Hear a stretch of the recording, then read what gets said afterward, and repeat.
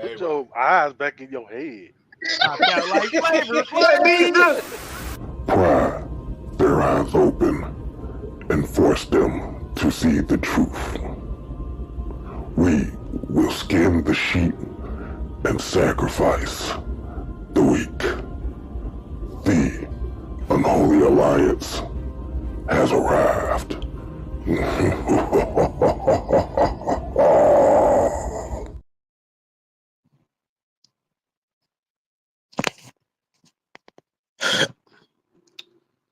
Hello, great people.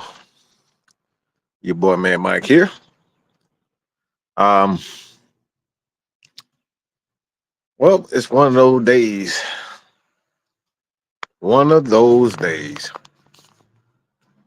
Yeah, it's really, really, really one of those days. Okay, so this is another episode of Unleashed. If you're new to the channel, hit that subscribe button. Tell your friends to come chat Falcons, NFL, and wrestling with your boy, Man Mike. Yeah, this is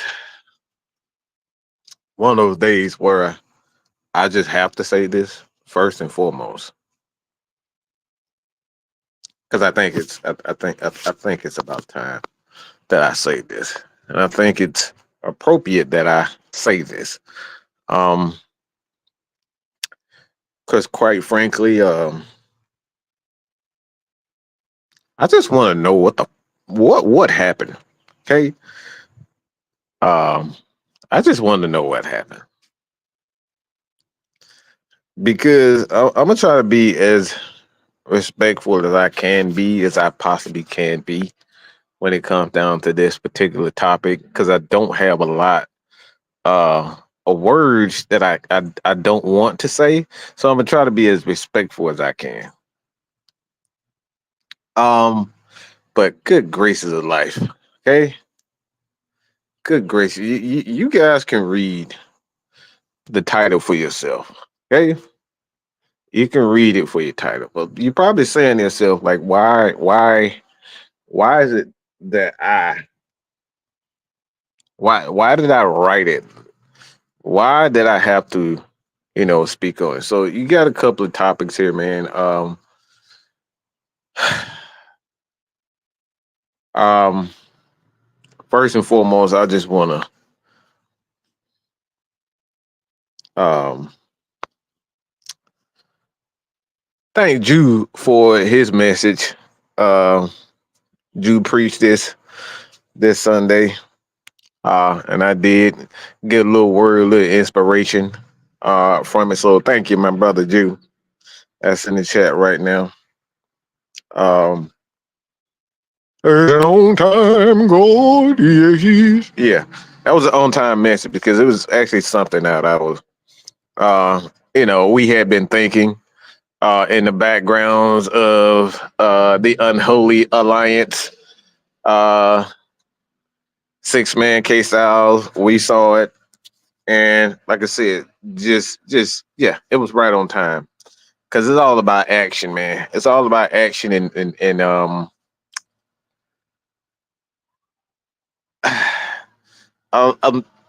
there's a misconception. I don't want to say misconception, but it's become more of an issue in regards to people think that they don't have to work for things anymore. That action, that a lot of action isn't necessary because people feel they're entitled to certain things. So it was an on time message. All right. So it was definitely wow.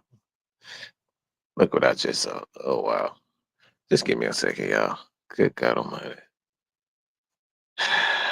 Yeah, that was so ghetto. All right, that was so ghetto. Um, yeah. So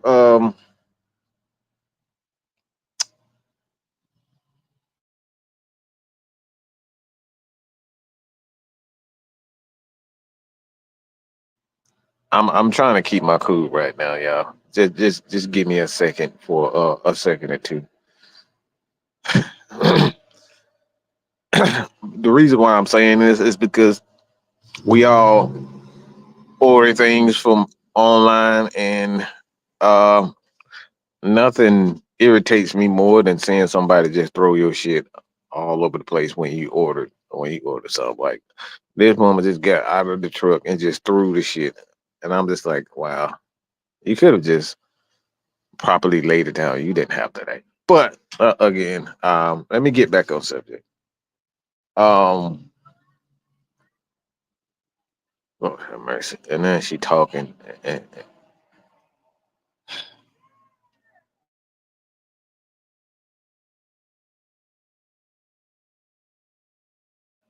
so not only is she throwing shit, but she forgetting shit on top of it. So you got to back up again and do the shit the right way. People, if you're going to do your job, make sure you're not on the phone and you're not talking. Hey, girl, honey, child, nah, so she done threw my neighbor's package at the fucking door, backed up to back, go forward, and then go forward just to back up all again because she on the phone talking. All right, I'm all right.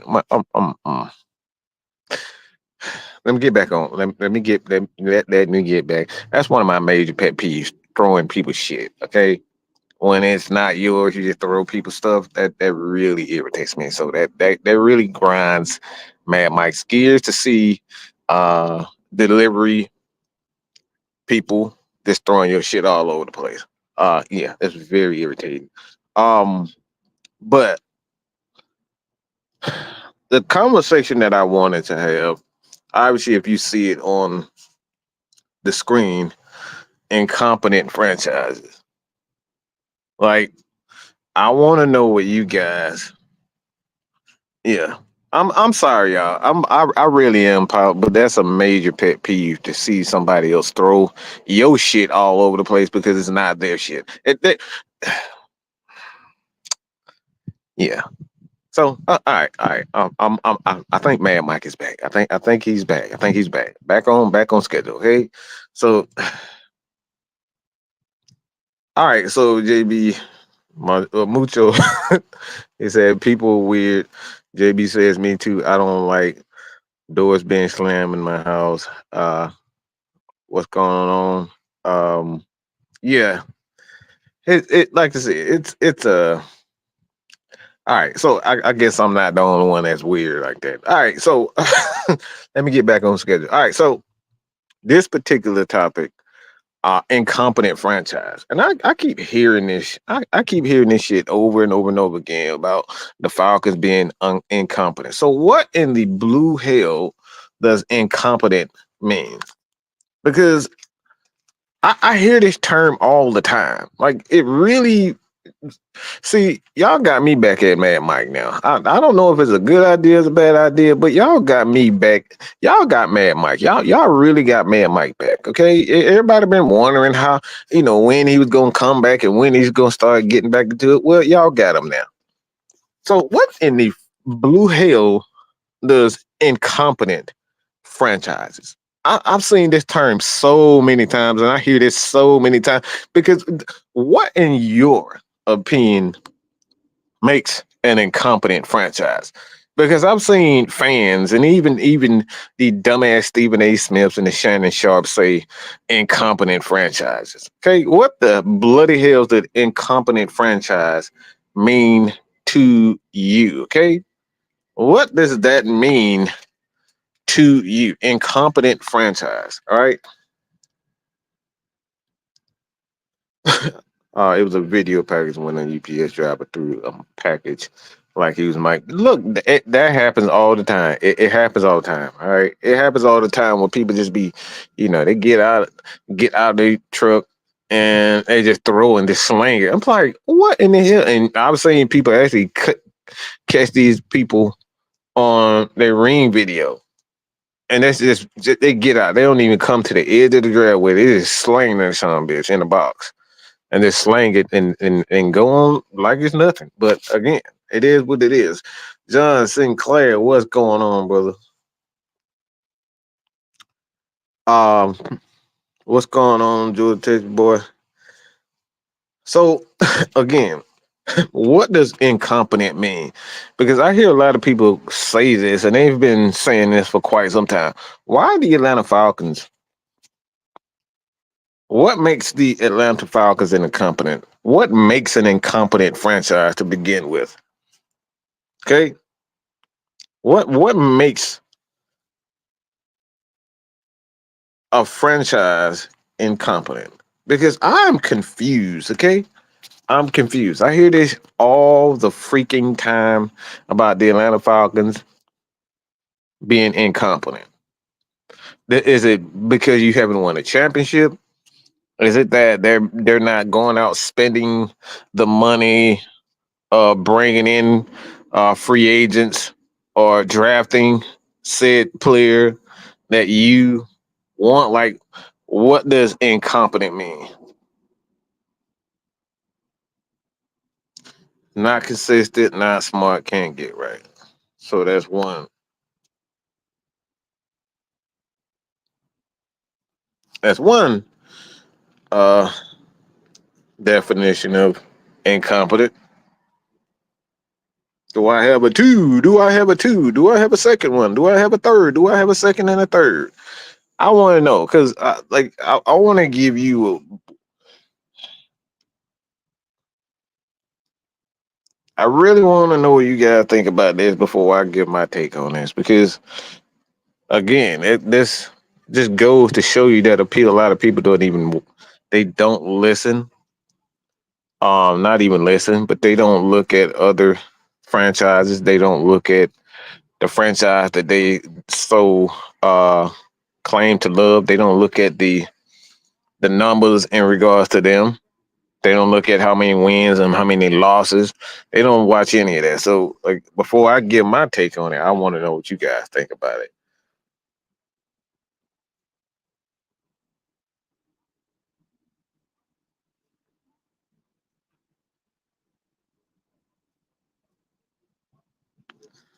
Also, not having shown the necessary skills to do something successfully. The Saints are epitome of incompetence.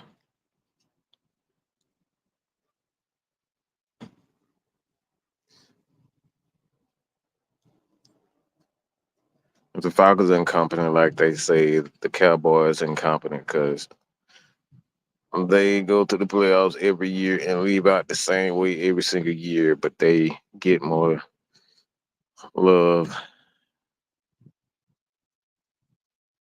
I don't get it.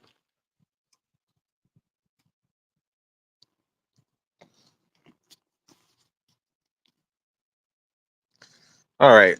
Since you motherfuckers act like y'all can't type and shit, right? Oh man, y'all look, y'all let me talk about Justin Field. Y'all motherfucker go typing like crazy, and then all of a sudden everybody don't want to type right now. No, nobody wants to type now. But a handful of people. All right, so let me just come out and say it. All right, so how you doing, Sonya? JB, what's going on? Um, Incompetence. All right, so let me give my thoughts on the matter because obviously when it comes down to incompetence. Sonia. So when you talk about incompetence, like what you're talking about incompetence, okay? The word incompetence, what does that mean? Okay, so the word incompetence, it means the lacking the ability or qualifications to do something well. It can also mean not legally qualified to do something. Incompetence can be used in several contexts. All right. So basically, when you talk about incompetence, it's not having the necessary skills to do something successfully. All right. To do something successfully. So, and we're talking about having success. So, what do we what do we deem successful? I think that the thing with a lot of people, they when it comes down to success, All right. How many organizations, when you look at uh how many fans? It's like you're not winning championships, nobody cares. Okay. I think that's what most fans, which is pretty freaking ignorant if you ask me. Most fans are saying to themselves that if you're not winning the championships, a championship, then nobody cares. Okay, so we're gonna look at something else. I'm gonna look at something else. So one of the things when we talk about the championships and how many teams have actually won the championship in the last what? I think you can say the last 10 years or so. So we're gonna look at the last few winners in the last 10 years, okay? So okay, so we're gonna go all the way back to 2014. Okay, so Seattle Seahawks, New England Patriots, Denver Broncos, New England Patriots. So that's two for the Patriots. The Philadelphia Eagles in 18, New England Patriots, Kansas City Chiefs, Tampa Bay Buccaneers, Rams, Chiefs again, and Chiefs again. So that's 1, 2, 3, 4, 5, 6, 7. In the last 10 years, 7 different teams have won championship. So if we're going to base that particular, when we talk about level of competence or incompetence, and you're going to base that off championships, then 7 teams out of 32 teams, that means 20 something organizations, okay? 20 plus organizations are incompetent if we're basing the level of incompetence off of championships. Okay. So when we talk about incompetence, is the ability to do something successful. Okay. And a lot of people deem everything that we're talking about doing something successful. So are we talking about just having a winning season? Okay. So because we clearly just debunked the idea of, you know, of the championship. So 20 plus organizations in the NFL have been incompetent because these teams have not won championships. So if you're basing the Atlanta Falcons inability to win championships and you're basing the incompetence on their inability to win championships, then I guess you could be right. That's incompetence. But if you're looking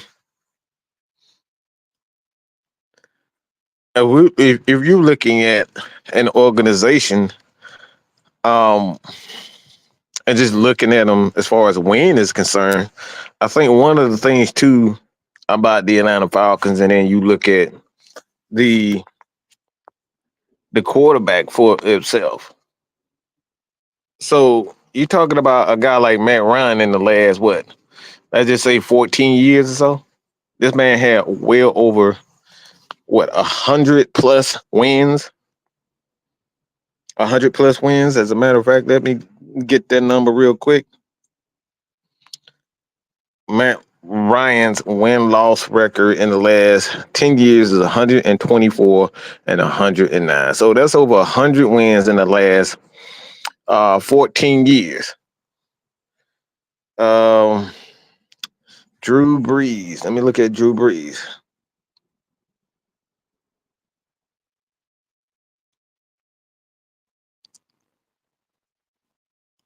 We're gonna look at Drew Brees. So Matt Ryan is 134 wins, and Drew Brees has 172 wins, 115 losses. So not much more than what both of these guys have won 100 plus games and lost 100 plus games. So if we're going to compare wins, even wins, And I think we all know Tom Brady for the most part. You look at Tom Brady himself. What 251 wins. You're talking about a guy over 250 something win, but this good dude is paid well over um 20 years. So, and you combine it with the fact that he's pretty much played in an organization that has been this organization with them, they've been accused and found guilty of cheating. So can we really look at Tom Brady and say, all right, he's the definition of a competent winner because he's already been proven to be a cheater. So even in regards to Tom Brady, you gotta be careful about what you even, say about him. He's the greatest of all time. Well, the greatest of all time has been approved. He's been proven to be a cheater. So what I'm trying to say is the level of incompetence, to be honest, is always going to be subjective because every player, every fan, every team in itself, these guys have a different level of incompetence. Now, what in my opinion, um,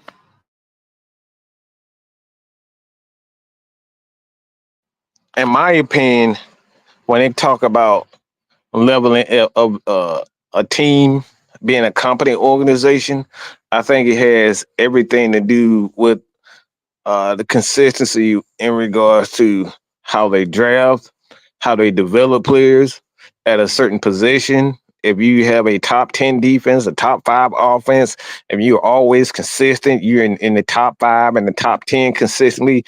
This is what we're talking about a competent organization, a successful organization that you look at one side of the ball and say, all right, this team always has a top 10 or a top 15 or a top 5 offense. One of the most difficult things, in my opinion, to do is to say a team is incompetent. Uh, is look at them and say, all right, because they're not making it to the Super Bowl or they didn't make it to the playoffs. And it's kind of difficult to say a team is incompetent based on certain things because you gotta keep this in mind also when talking about um, consistency because other organizations in your particular conference or like the Atlanta Falcons in a division, look, we always have some of the best. We always it's always the Saints, it's always the Bucks, it's always the Atlanta Falcons, and for the most part, it's always Carolina. So it's always a dogfight in this division. But when you look at a team like the Patriots is a perfect example. Every year they got to play the same sorry sucker ass teams: the Buffalo Bills, Miami Dolphins. Until recently, they've become good, but the Jets. Those three teams are always suck. So you got to be careful even with these particular things when we talk about a organization being, you know, incompetent. So what is a much more accurate way to say a much more accurate way of saying a team should be more successful? That's the question that I have for you guys.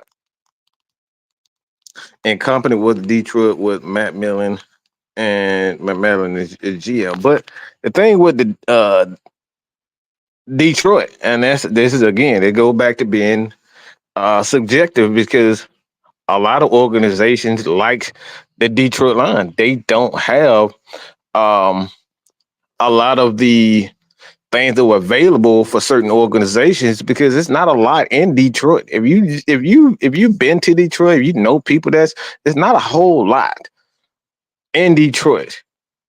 It's one of the like it's literally Michigan is and no disrespect to a lot of people in Michigan, but it's a lot of bullshit. It's not a lot.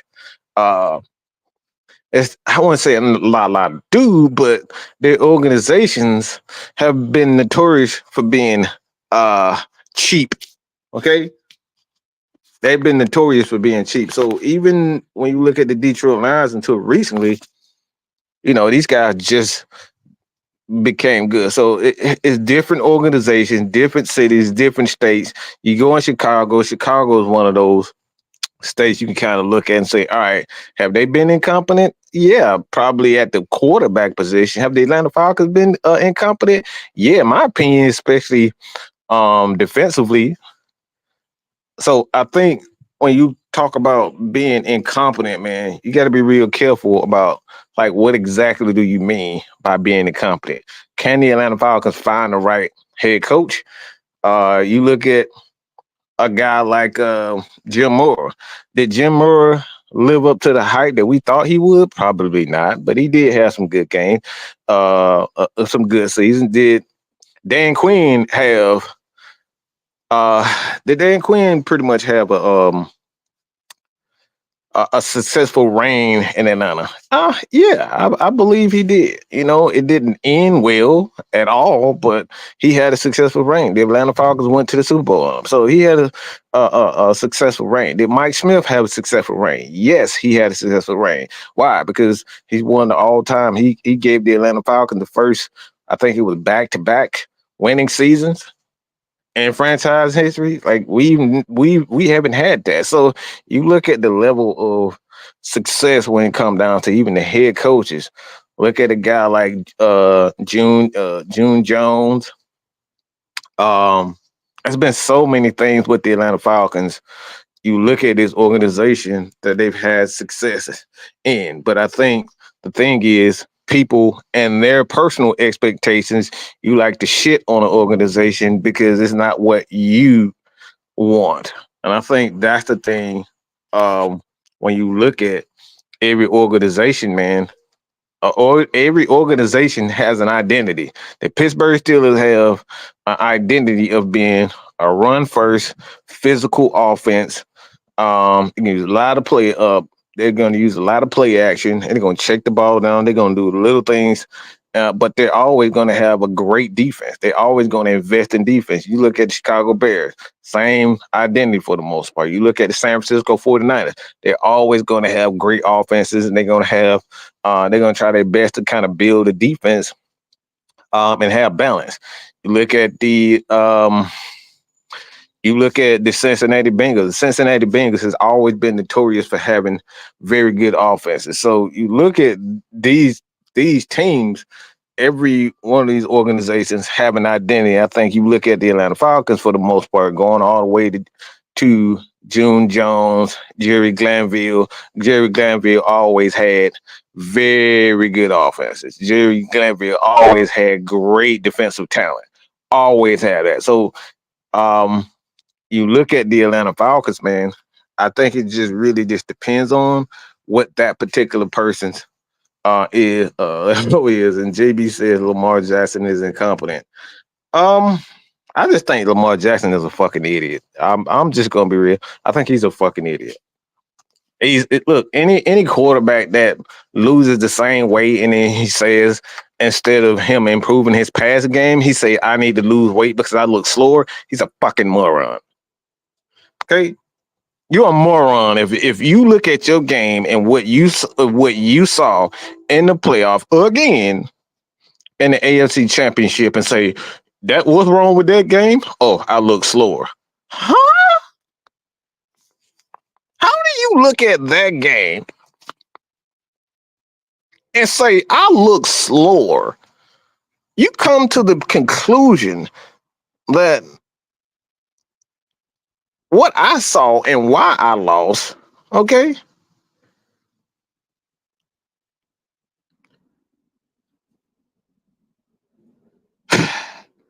And what I saw in that game is I look slower. So I'm gonna lose 10, 15 pounds because I look slower. Okay, and let me see what the number was with it in this game. Okay, looking at the numbers in that game with him. Yeah, this is really interesting to even just say to yourself. He's 20 of 37, 207 yards, one touchdown, interception. And you come to the conclusion of watching that game where you could barely even check the ball, you could barely get the ball to a wide receiver, and you come away with the conclusion is I look slower.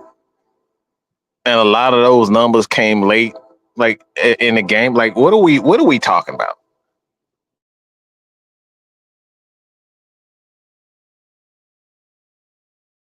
Now, when you're talking about incompetent and pure ignorance, yeah, Lamar Jackson is clearly that. A world of talent, but that dude is a complete moron. And that organization with Baltimore, they made their bed and now they got to sleep in it. You gave this fool, a quarterback, $250 million just so he can lose weight and say, I need to run faster. Yeah, that makes a lot of fucking sense.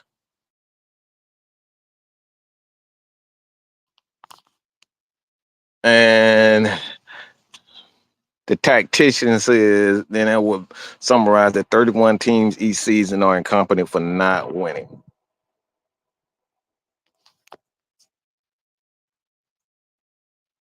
And I'm gonna get to that. That's coming real soon.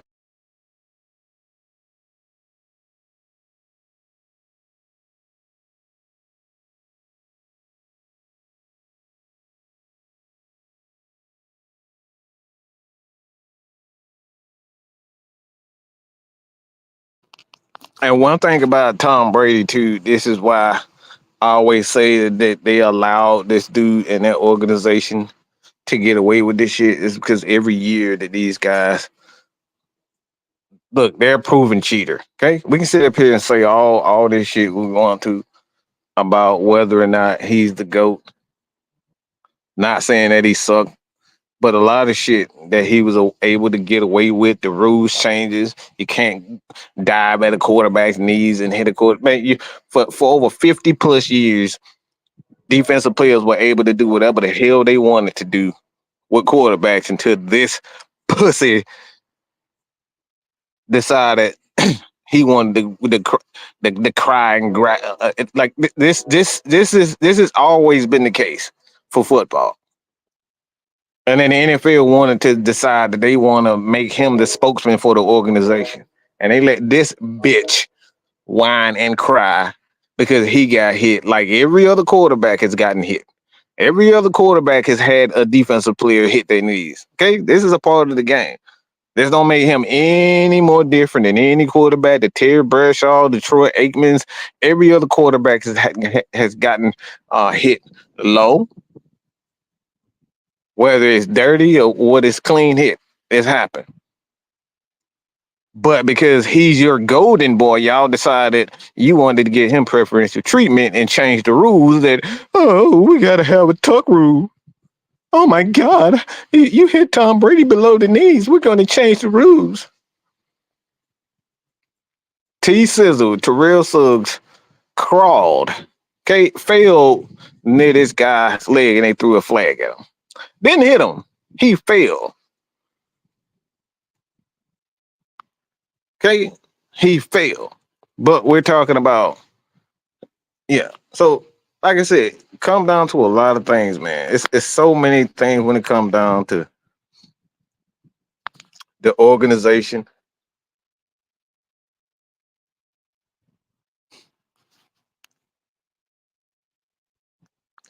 Where the Dan Marino lid.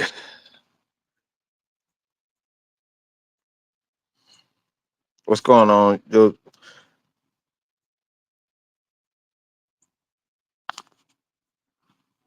I mean, what makes him good? The only thing I say good about Lamar Jackson is two things. He doesn't turn the ball over a whole lot because he don't take a lot of chances. He doesn't complete the ball to a lot of his wide receivers like that. That's why wide receivers with Baltimore, they go and die. Okay, they draft guys and they give them free agents and they just go and die because he doesn't know how to get the ball to the wide receiver. He checks the ball to his tight ends, he takes the ball down to his running backs, and that's how they're successful. But that's how he plays extremely safe. His game has always been safe. If he can't take the ball down to his tight end. If he can't take the ball to his running back, he's gonna run it. That's all his game. So for me, I've always stated that Lamar Jackson is one of the most overrated quarterbacks in the history of the game. You're not gonna fool me with these bare ass stats. Okay? This is exactly why I didn't want him to begin with. I'm not paying a quarterback $250 million a year to check the ball down to my running back and throw it to a tight end. Okay? If I wanted to do that, I could have kept Matt Sharp for that shit. I don't need that. I need my quarterback to be able to get the ball to every wide receiver imaginable. I don't give a damn if he's a fourth, fifth, or even seventh string wide receiver. Lamar Jackson can't get the ball to his wide receivers. It's a proven fact. Just look at his number. Every year, who's always leading the organization, the team, and receptions?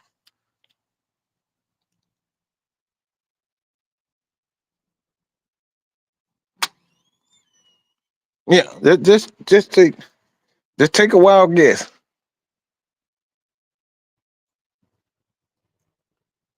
Take a wild guess who always doing it.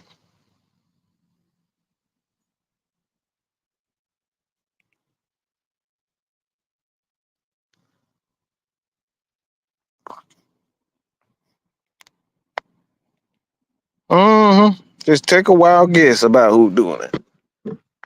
Every year.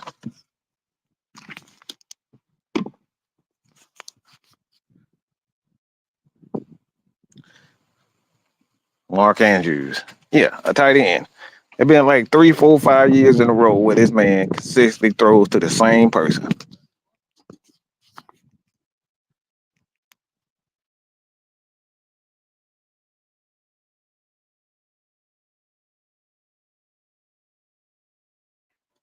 Every year.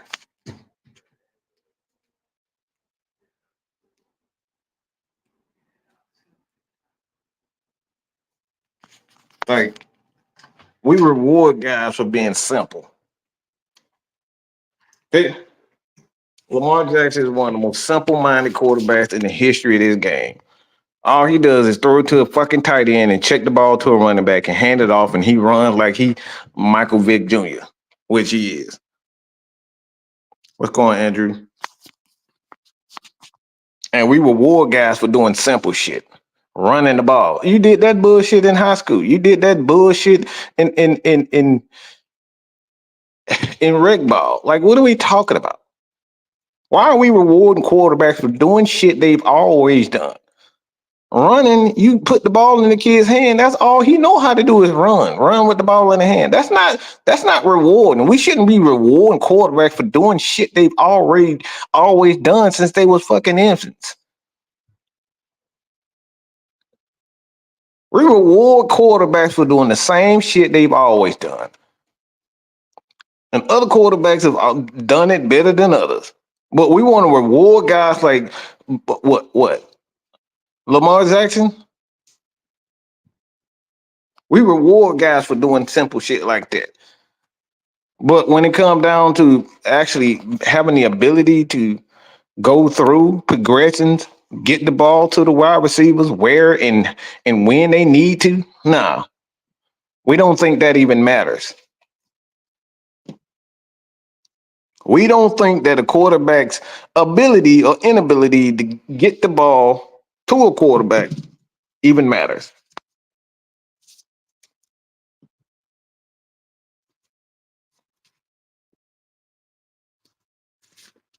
Come on. Am I wrong, people? Come on now. Don't get quiet, people. Does it even matter if a quarterback can get the balls?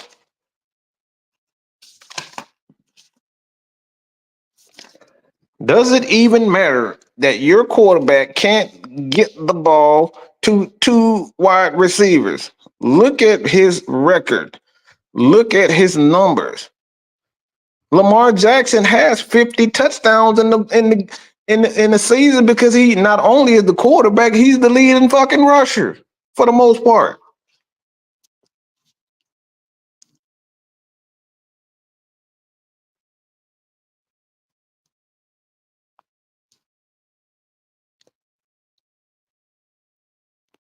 And not only that, but like you look at Lamar Jackson, they built the team the proper way. They run the football and they stop the run and they get after the quarterback. But Lamar Jackson wouldn't even have the numbers if they didn't have if they didn't have a good defense. Every year this team has a good defense. Baltimore.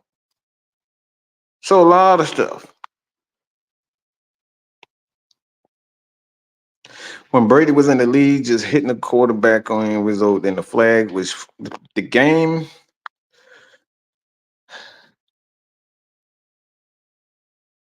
No, we're talking about Brady when Brady hit him. I'm talking about Terrell Suggs.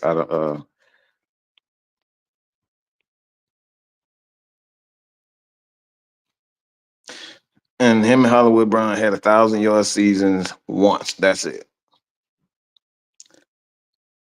And then they changed the rules because of Mark Andrews' injury for Lamar to be successful. John says we don't reward players for talent. We reward them for being effective, or it should.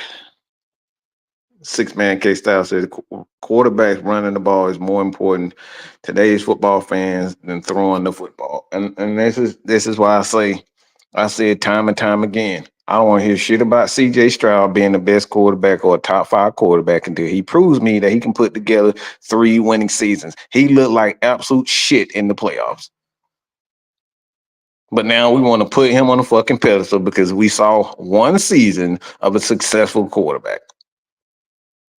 We haven't seen defenses being able to game plan him, to be able to change certain things. We haven't seen CJ Stroud without good wide receivers. We haven't seen the CJ Stroud without having a good offensive line. We haven't seen CJ Stroud without having a consistent running game. We haven't seen any yet. We haven't seen CJ Stroud without having the same quarterback, the same offensive coordinator. Right now, he has everything in his favor. But what happens to a quarterback when things aren't in your favor? When you don't have a Julio Jones, when you don't have a Roddy White, when you don't have a offensive line, and you have guys like Peter Kunz in the middle of your offense. What happens then? What happens to the quarterback then? Is that quarterback consistent? These are the things where we talk about guys like Matt Ryan. I've seen guys Drew Brees when they have a different offensive line. I've seen when he had different wide receivers and running backs. I've seen these guys. I've seen a lot of these guys without certain things. I've seen a Phillip Rivers without top wide receivers, and all he had to do is, check the ball down, run the ball, and give it to different wide receivers. I've seen these things with Phillip Rivers. I've seen these. I haven't seen these from a Brock Purdy. Brock Purdy without a CMC. A Brock Purdy without a top tight end. A Brock Purdy without a Brandon Ayuk. I haven't seen these things. Stop kissing these quarterback asses because you've seen him in a couple of years. We've seen 2 years of these guys, and we already saying that these guys are elite quarterbacks. For freaking what?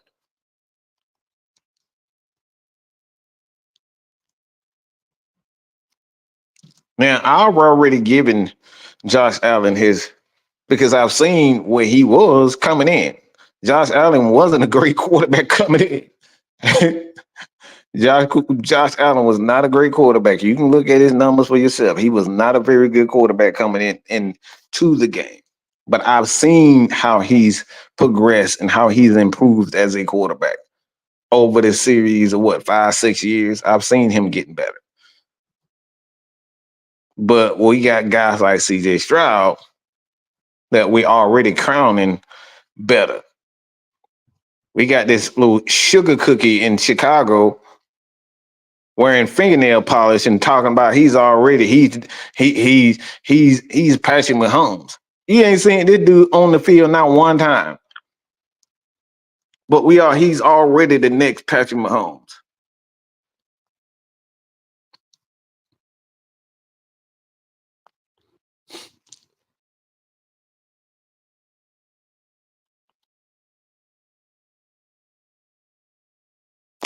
Again, not gonna lie, he should be good this season. It's only 1 year, but now he has more talent around him. But that don't look having more talent is not always a good thing for a quarterback. Because now you got to make everybody happy. Now you got a guy like Diggs. If he's not getting the ball, he gonna make everybody life's a living hell. We haven't seen this guy actually have to go through being the leader on the organization. I don't give a fuck about anything Houston until they show me that they can consistently win. Fuck a CJ Stroud until I actually see this consistently.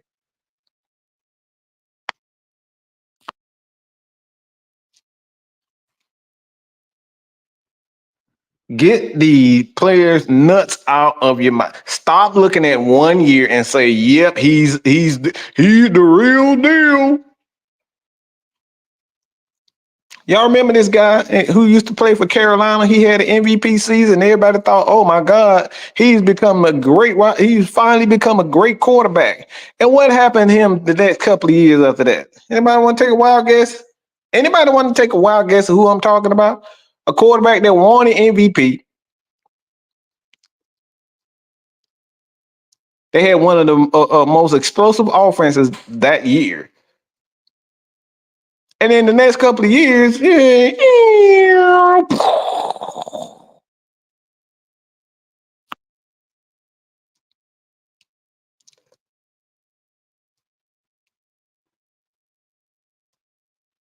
I don't know what fucking crack you on, but every quarterback needs consistency. That's what elite means. Elite means you're always on the elite status, which means you have to be consistent. You don't get elite for having one elite year. See, this is exactly what I'm talking about. Everybody wants to put these quarterbacks on a fucking pedestal because they've had one good fucking year. They don't call Steph Curry the greatest shooter of all time because he had 1 year of 400 hitting 40, 300 plus fucking threes. He's done this shit 1 year, 2 year, 3 year, 4 year. Every year he does this. So this is why he's regarded as the greatest shooter of all time. LeBron James is not regarded as the greatest basketball player or one of the greatest basketball players because he had one fucking year. LeBron has been doing this shit all his fucking career, putting up numbers. This is why guys are regarded as the GOAT. But no, motherfuckers want to crown CJ Stroud for having a good year. Did he have a good season? Absolutely. But he looked like absolute horse shit in the playoffs. So don't give me this bull crap about what CJ Stroud did in the playoff in the regular season, because the playoff he didn't look really good, fellas. He didn't really do we really need to do I really need to bring that game back up? Do we really need to go look at that game? Do we really need to tell the truth? Because y'all said it's about consistency. If it's about consistency and he's that great, why didn't he look good in the playoffs? Oh, I get it. Yeah, it's because he's young, right? Okay. But those same principles don't apply to a Justin Fields. Look like shit all the way around, but he could get better because he's young.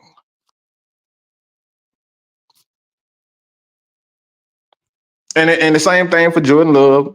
Jordan Love is right in that same category with CJ Stroud. Don't give me this bull crap about him being a great player and him being worth $50 million because he had one good year. Both of those guys had one good year, and one of them got paid $50 million a year for having one.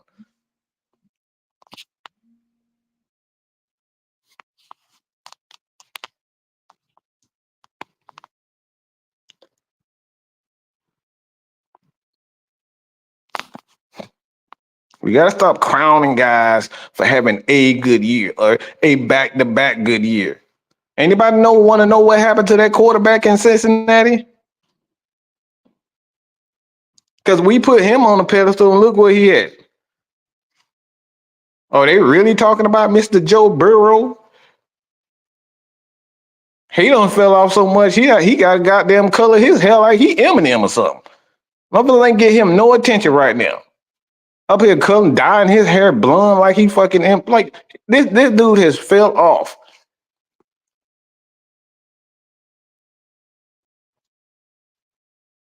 We don't know that. You said you ain't crowning him a top quarterback, but I don't think he'll have a worse year. We don't know that. We've seen it before. I've seen this before. We've seen this. We don't seen this song with quarterbacks time and time again. We gotta be patient. We have to let these guys be who they are. We can't crown guys elite. We're so quick to crown guys elite and say this guy has arrived without actually letting them go through it. Josh Allen is a perfect example of this. He did not look good in his first couple of years. They said he was going to be a bust. And look, he got in the lab, he got better, and Josh Allen for the last 4 or 5 years in a row, he has been consistent. He's gotten better. We've seen that. But we want to put these other quarterbacks on fucking pedestal for having one good year. Jordan Love had one year of throwing the ball for 4,000, and he deserves $40 million, $50 million a year for having 1 year of 4,000. Now, a lot of that is due to the fact that how the rules are in regards to how they're paying quarterbacks. But the guy that we're talking about, yeah, Cam Newton, had an MVP season and went straight downhill. How many times have we seen quarterbacks have an MVP season and they go downhill?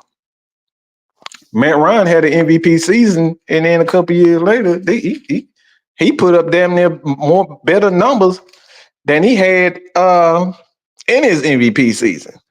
And you look at 2012, 2016, and 2018, Matt Ryan, he's one of those guys that have been consistent. This is what I mean by the elite quarterbacks. Elite quarterbacks don't have 1 and 2 good years. They put up a model of consistency. Look at Tom Brady. Look at Drew Brees. Look at Phillip Rivers. Look at Matt Ryan. These guys have been consistent. Peyton Manning. These guys have shown you consistent numbers. People can say what the hell they want to say about Eli Manning being one of the most interception-prone quarterbacks in the history of the game, but nobody talks about that guy that we call Brett Favre.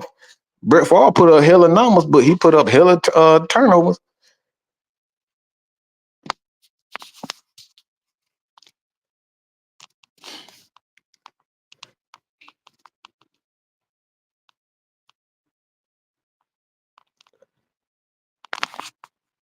Everybody want to kiss a quarterback's ass because they had one good year.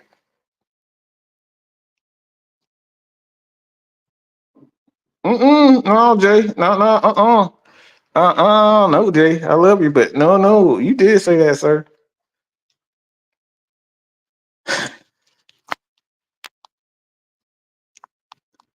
Somebody tell me what Joe Burrow showed us, because I want to know. I'm willing to hear. Somebody tell me what happened with Joe Burrow. What did Joe Burrow show us?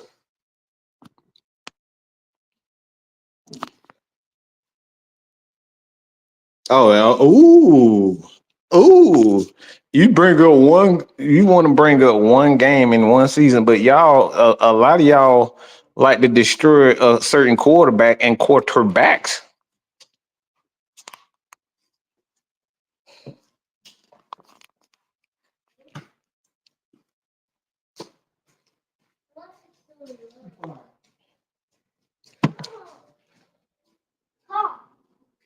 Y'all like to judge. Y'all like to judge Matt Ryan for being consistent every year, but when we talk about other quarterbacks, you want to come to the pussy play.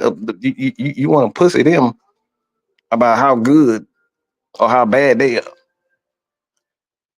Yeah, y'all be pulling y'all thorns completely to the side for CJ Stroud. But when Matt Ryan has a good year after year after year, and we telling y'all that these quarterbacks have to do what?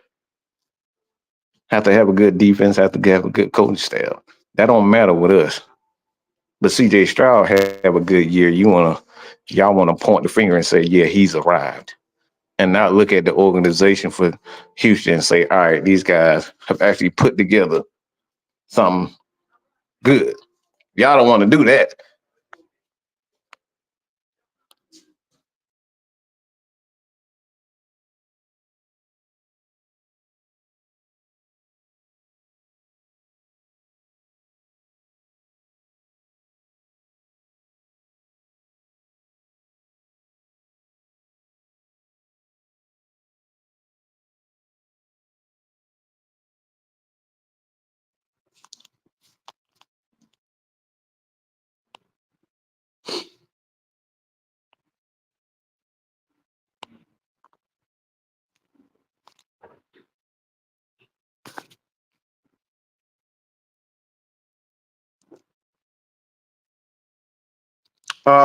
No, that's not true whatsoever.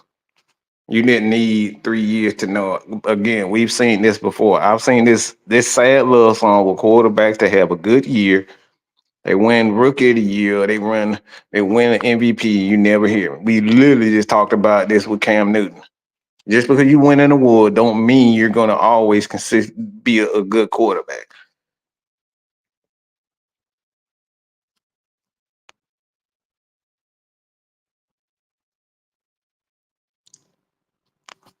No, no, no, no, no, no, Jay, no, we're not doing this, Jay. I love you, pimping, but we're not doing this. Now it's just an opinion. Okay, I got you, love you, bro. But now it's just an opinion.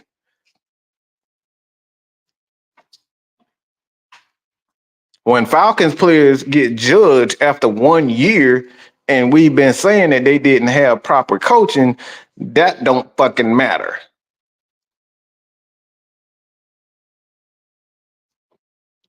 It didn't fucking matter when the Falcon defense lost Grady Jarrett. It didn't fucking matter that the Atlanta Falcons had a ton of injuries and a ton of things that didn't go their way. That shit didn't matter. Y'all still wanted to get him the fuck out of here and not even try.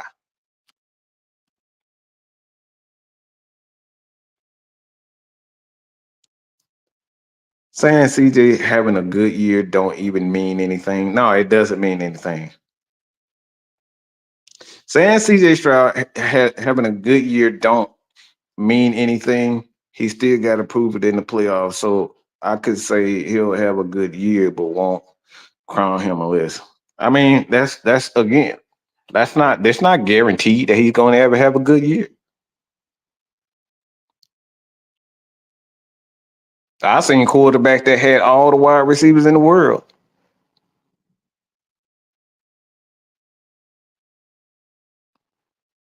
I've seen quarterbacks that had all the good wide receiver, all the talent, running game, offensive line, and then they fail over and over and over and over again.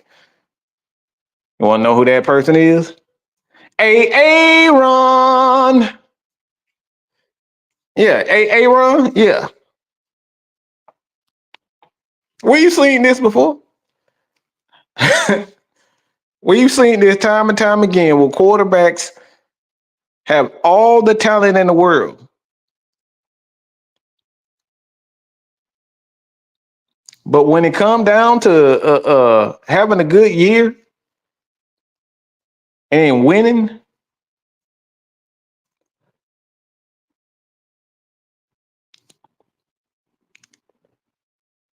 what happened to this guy that we know also?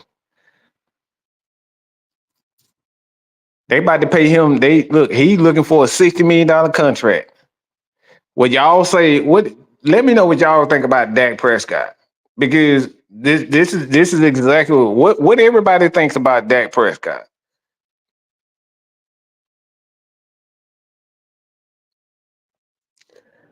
Jenkins, Finneran, Tevin Coleman, TJ Dickey.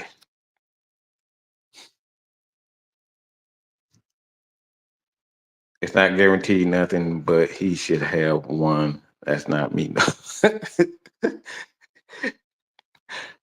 Come on, man. Come on. Type, y'all. Come on. What about Dak Prescott?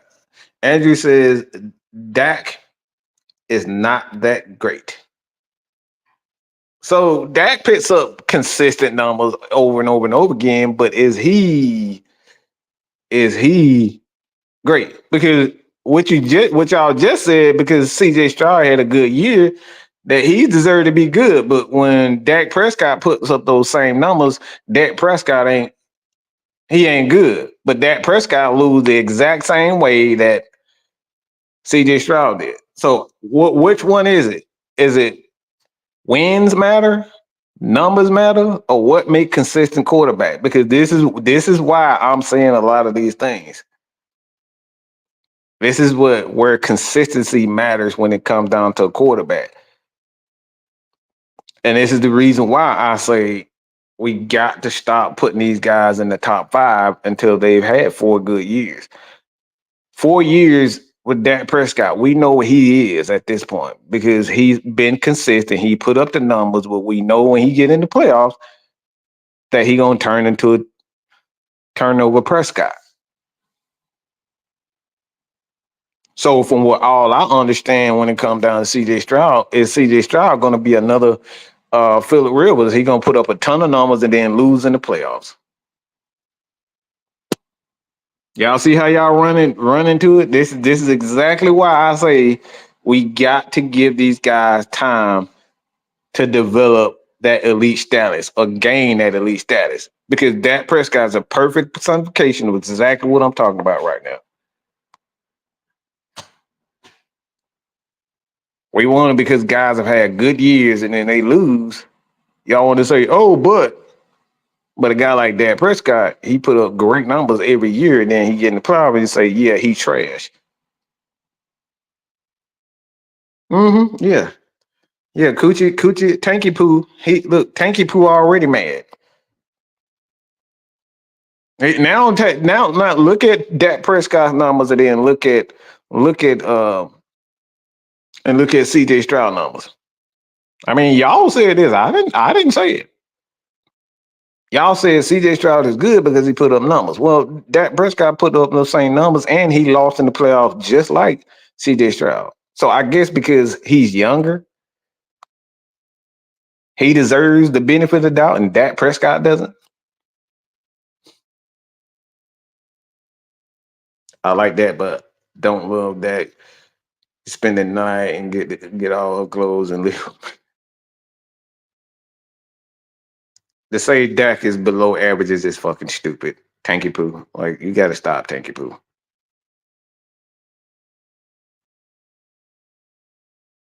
I'm personally not the CJ Stroud train.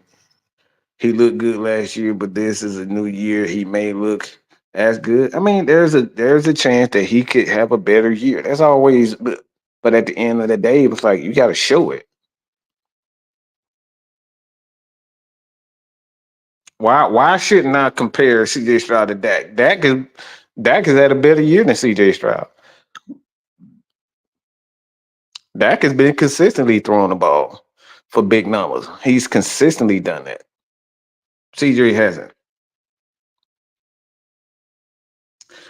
How many factors to look at in team record, quarterback, individual stats, blah, blah, blah.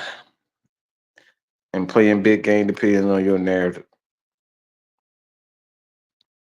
But that's the exact same thing. This is why you can't put a young quarterback like a CJ Stroud in the top 5 because he haven't even showed that he can be consistent. Dak has already shown that. And this is why you have tiers of quarterbacks. But the top tier guys have shown us that they can be counted on in certain situations. They have shown us that in certain situations that I would much rather have those guys lead my organization than a quarterback that still has that still has something to prove. Right now, Trevor Lawrence, he's making $50 million for what? He hasn't shown us that he can do anything.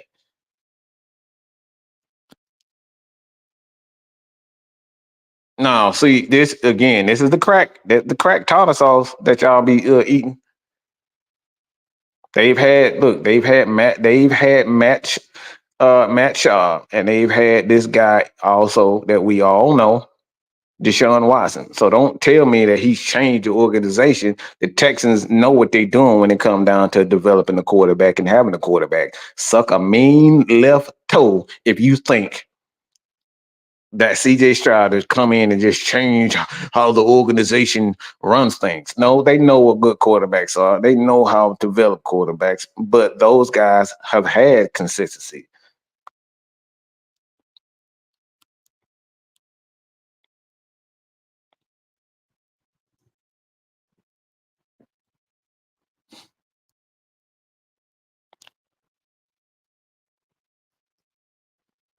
I don't think y'all want to talk to me about the quarterback position. So I go to the I'll go to the Michael Penix conversation. And this is what George Tech boy, this is what I'm talking about. It's like the organizations know how to develop players and they know how to put the team together. So don't tell me that CJ Stroud is the best quarterback and all this type of stuff because he did it. No, the organization did it. They found a great talent. They put together a good coaching staff that know how to build a defense properly.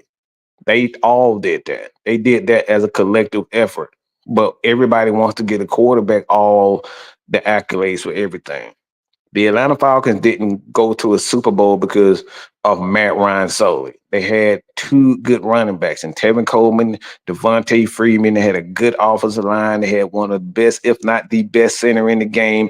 And Alex Mack, you had one of the greatest wide receivers of all time in Julio Jones.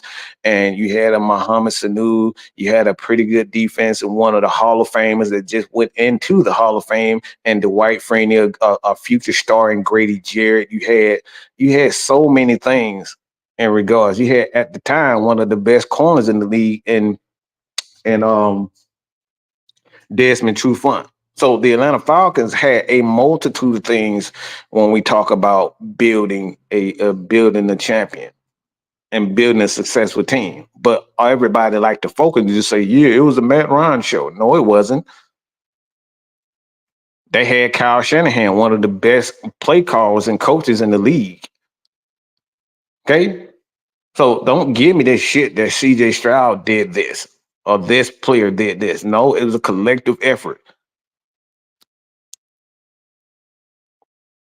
So to sit up here and disrespect the organization of Houston and say, oh, it's CJ Stroud. They're only good because of CJ Stroud. No, they already picked two fucking quarterbacks from the very beginning. Y'all act like Matt Schaub wasn't good. Y'all act like Deshaun Watson wasn't good. Like, stop it. No, I don't have a top quarterback. It's Patrick Mahomes and everybody else. That's my list. Until somebody show me that they can be consistent in this league right now, is Patrick Mahomes and the Temptations.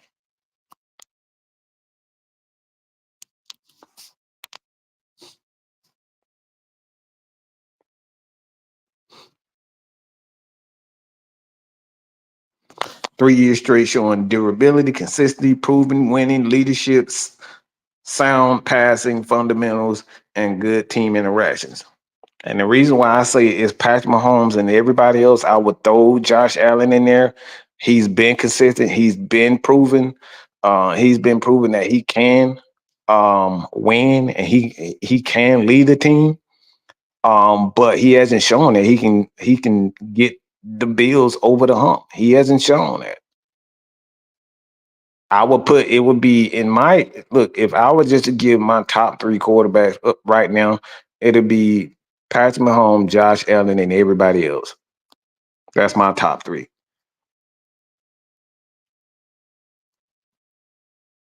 Because right now, even Kirk Cousins for my Atlanta Falcons has to show that he can win not only um, important games, but he has to prove that he can win in the playoffs consistently. So it's again Patrick Mahomes, Josh Allen, and everybody else. But to be honest, it's really just Patrick Mahomes and the Temptations. You don't need a quarterback to win championships. This has been debunked a plenty of times, okay?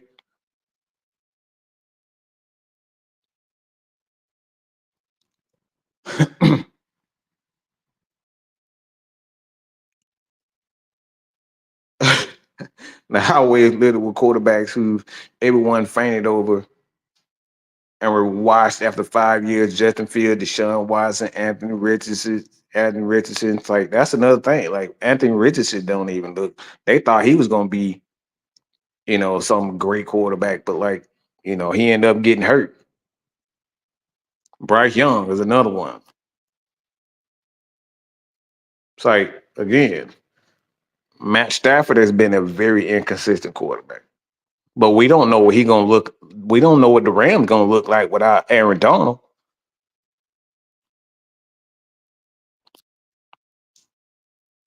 So, like again, we like to just put these guys on a pedestal for having a good year. It's like we want to get these guys credit for having a good year and a team having a good year. No, the Houston Texans had a good year. They had a great defense. Okay, they had a damn good defense. They had one of the best offensive line in the game. But we want to just point the finger at CJ Stroud and say, "Yep, CJ did it. He turned their organization around." Like, huh? Whoa, whoa, whoa, whoa! What? CJ Stroud did it?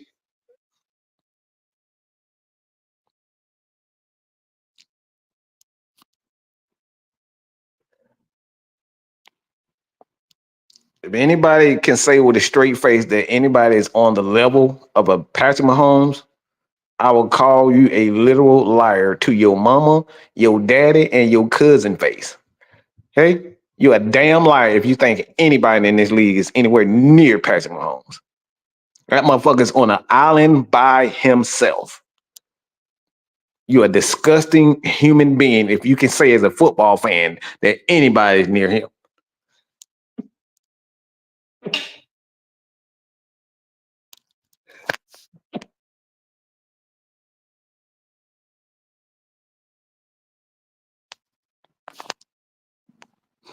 As if Will Allen wasn't doing this thing. Exactly. Will Anderson, excuse me. It's like, come on, bro. What are we talking about? What are we doing? D'Amico Ryan is one of the best linebackers in his time. But we act like like I said, y'all act like CJ Stroud did all that by himself. Again, we don't know what he's gonna look like without the offensive coordinator who I always forget his name. But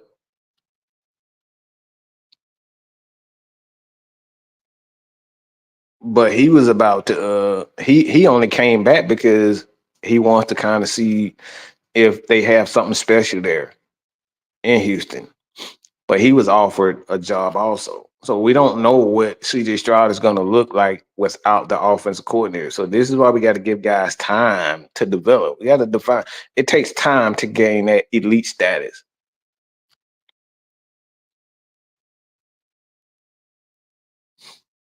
I mean, does Trent Dilfer ring a bell? Because the Baltimore Ravens have actually won a championship with a backup quarterback. I mean, you have a guy in Nick Foles who literally won a championship. Nick Foles won a championship as a backup quarterback for the Philadelphia Eagles. And you trying to tell me that you have to know. You build a team the proper way, you can win championships.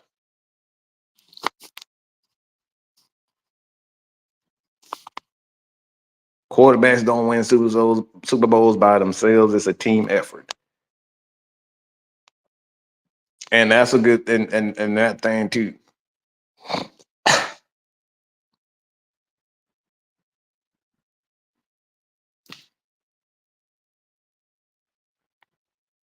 But everybody like to point at the quarterback as if that team in Houston didn't have a good defense, that they didn't have a good coaching staff. They like to pretend like that never happened.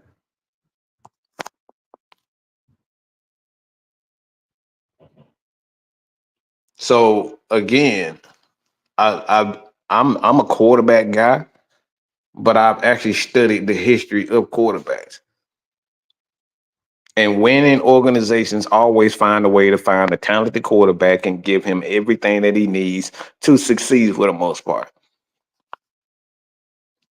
What we've seen was Brett Favre. They didn't draft Brett Favre. They traded for Brett Favre. They brought in Aaron Rodgers. But the same system developed him, and he became one of the greatest quarterbacks of all time. Then they drafted Jordan Love and had a successful year for the most part. So there is a system when it comes down to developing players and having like an organization being good. But there are quarterbacks like a Matt Ryan who defies, and I'm talking about defies any system, every system and every type of player. This man Matt Ryan has had what over I know for a fact that he's had over 4 offensive coordinators, different system, different schemes, and he still put up numbers. So there are certain quarterbacks you just look at and say, all right, it doesn't matter what type of system that they're in, they're still going to put up the numbers. It's only a certain group of players that's able to do it. What's going on, Reddy? I hate NFL quarterback culture where people care more about which quarterback wins versus which team wins. It's like I said, we've seen this time and time again. This is why a lot of Atlanta Falcons, Matt Ryan fans, because it's not Atlanta Falcons fans. Matt Ryan fans are so pissed off about the culture in Atlanta because everybody wants to just say, all right, Matt Ryan didn't get us a championship. No, the organization didn't give us a championship. Matt Ryan did everything that he can do in his power as a player to get us there.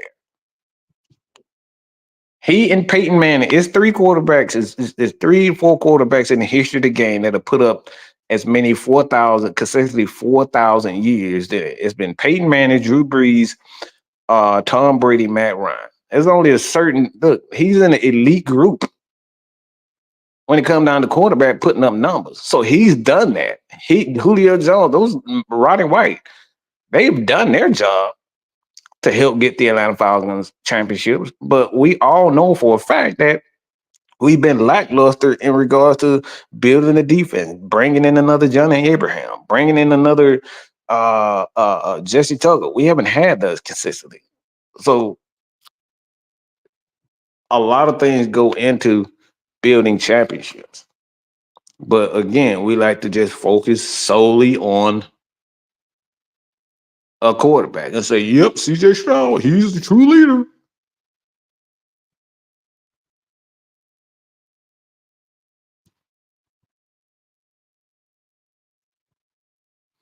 If you think that with a straight face, you're a fucking idiot. And I mean this. If you think it had to do with CJ Stroud and it didn't have anything to do with coaching, that it didn't really have a lot to do with coaching, a lot with defense, does anybody want to pick up and see how good that Houston takes? See, this is what really pisses me off. We sit here in Atlanta as fans begging for a fucking pass rush, begging for a defense, and begging for a good coaching staff, and then we say shit like this.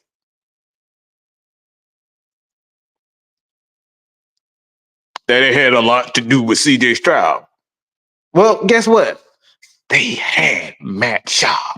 They had Deshaun Watson, who put up equal numbers, and they still lost.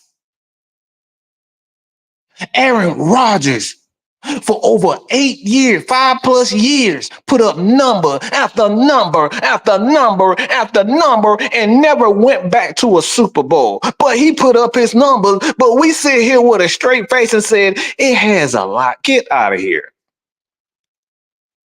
The Houston Texans won because they built the team properly. Let me say that again. The Houston Texans won because they built the team properly. They had a good offensive coordinator. They had a great defensive guy, D'Amico Ryan. They had a good offensive line. They had a great defense. They drafted well. What are we talking about?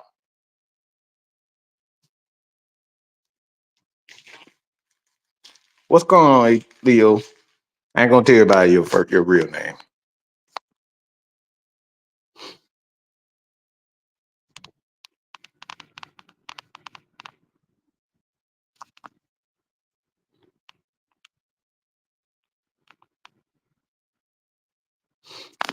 And because they look, it's quarterbacks are gonna put up their numbers in a passing league. This is a passing league. This is why guys like Patrick Mahomes, they win consistently because those guys can do the things that most quarterbacks can't do. And that's be clutch, come up big in big moments. This is why you always hear me say this. Look, I'm not paying no quarterback if he can't bring me back consistently on a consistent base when I need him most to make a big play when it matters. Fuck all the numbers. He can have 350 yards passing every damn game, but if he fails in that fourth quarter to get us in field goal position to either get us a touchdown, I don't want to hear nothing about his numbers because that don't mean shit to me. If the quarterback if he can't make a play when it matters most, to hell with your numbers.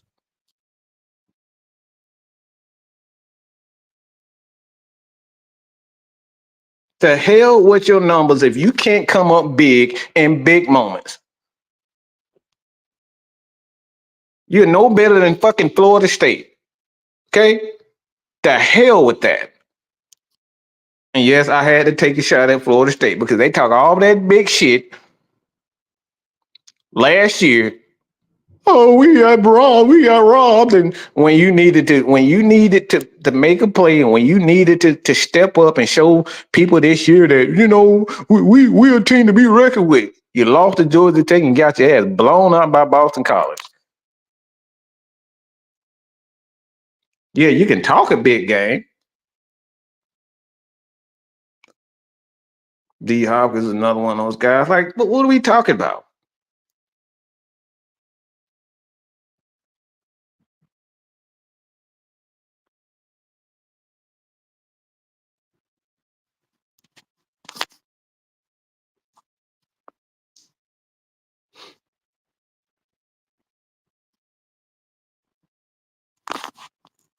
And this is why I'm so fucking like I really get so upset when teams like to point the finger at the quarterback and say, "Yep, it's all the quarterback. If you just build it with the quarterback, if you just draft the quarterback, and you'll be successful." Well, the Bears thought they did it, failed. They failed with Tanky Poo's favorite quarterback and Justin Fields.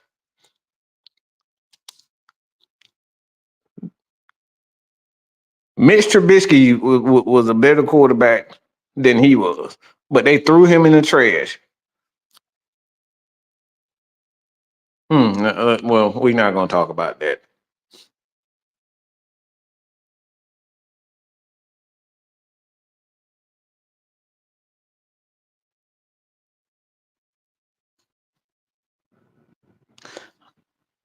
I'm standing on improvement record rise. Records can be complete horse shit for the reasons why I just said that.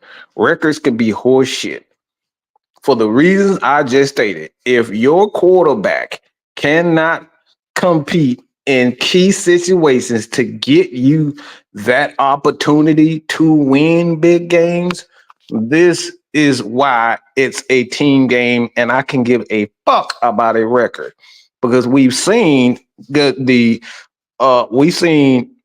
Giants do this twice. Eli Manning, they didn't have a good record. And this is why I say Eli Manning, you know, although he's definitely had a lot of turnovers, he's a turnover king. But when I need Eli to step up, he does it.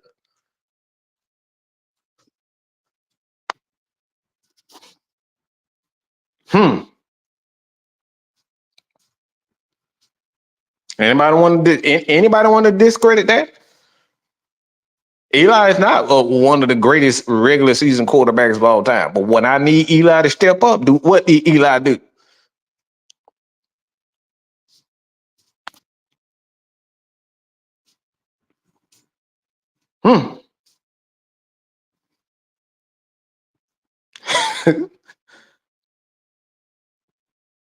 No.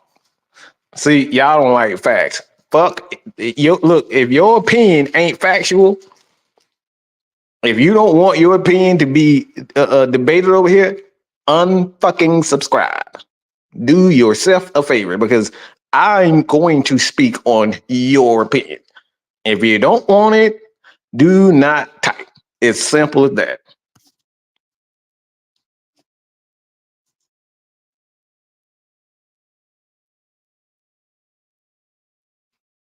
That man said Digo did. So three, dirty. Okay, dirty. What part did Miko Rhymes have? Since you said that's, it's record wise, what part did he have?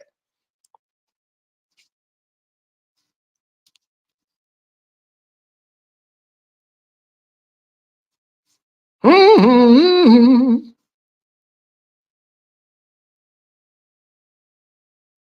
I don't want to know.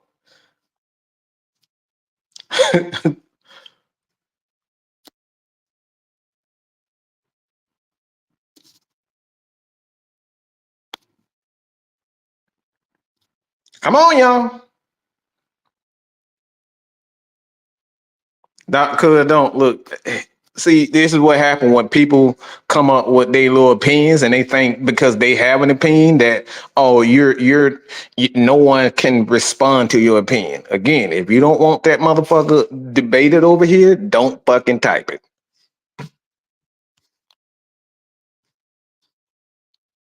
And by the way, too, our job here, and mine's in particular, in regards to Michael Penix,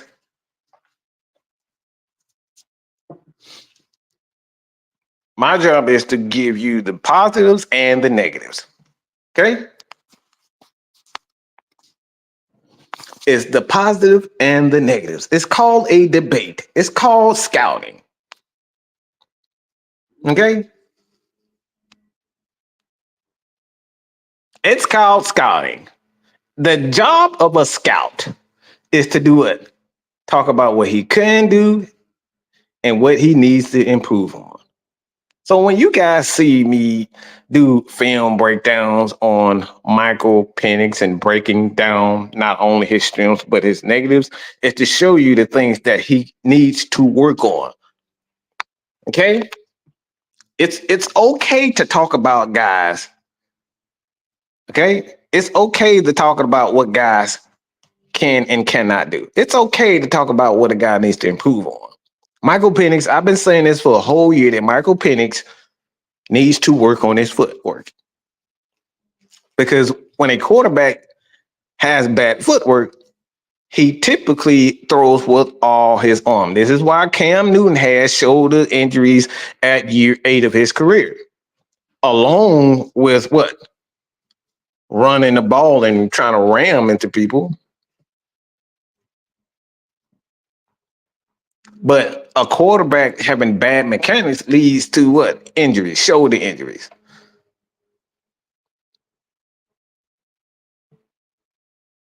So anybody who's ever played the quarterback position know that footwork, one of the things that you don't want to be thrown with all arm. You gotta have the proper form. If you don't have the proper form, it leads to shoulder injuries.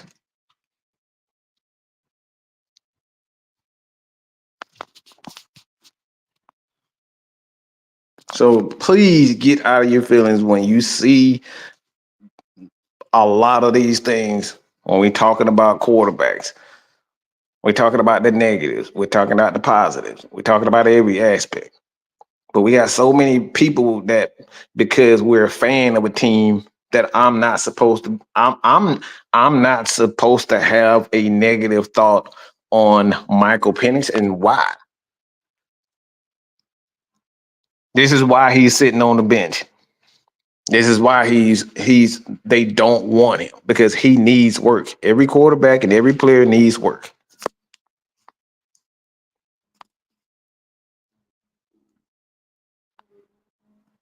Yeah, this crack baby.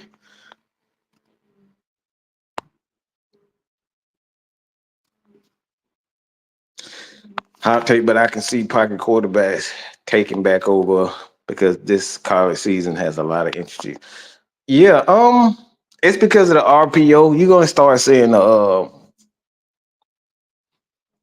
RPO and the spread offense You're going to see a lot of this because they're using the quick passing schemes to get the ball out of quarterbacks' hands, and you don't necessarily have to have the athleticism. You can look at the quarterback at Georgia right now, and Carson Beck. Now Carson can move if he wants to, but he's a prototypical pocket quarterback right now, and he can sling it. So you're going to see a lot of, like you said, the quote unquote pocket quarterbacks take over because of that.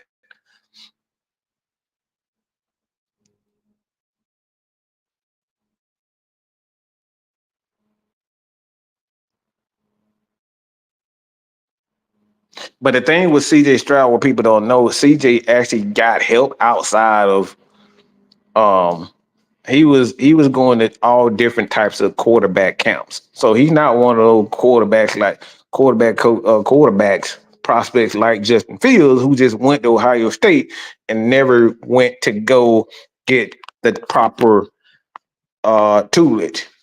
CJ Stroud went to. If you look at why CJ Stroud is having the success that he's having, is because he's been to a lot of these big time quarterback camps because he wants to be better. He wants to get. So if I was a betting man, I would say 60% of the time, 60% for the most part. If you say that, like, if he's going to be a very good quarterback for 5+ years to come, it's about 60%. 60% chance of CJ Stroud becoming a top 5 quarterback and staying there because he wants to get better. Guys like Justin Fields don't want to get better because you don't see them talking to a Peyton Manning. You don't see them talking to a Drew Brees. You don't see them talking to a Tom Brady. But you see guys like Shedeur Sanders going out of his way to try to talk to every successful quarterback that he can find and see how they do. This is how you know when guys want it. When guys like CJ Stroud and Shedeur Sanders and all that, how these guys, they go out of their way, they chase. Everybody wonder why Kobe Bryant became Kobe Bryant, because he chased and he hounded every fucking legend that he can talk to because he wanted it. He not on fucking Instagram whining and say, "Oh, I'm a quarterback. I don't want to run." No, he actually go to other quarterbacks. He actually practices. He put in that work.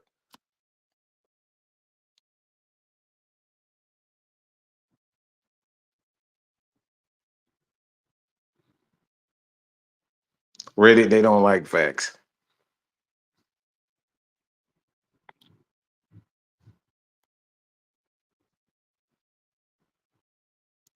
Do you see AJ Terrell going to any other team? Nah.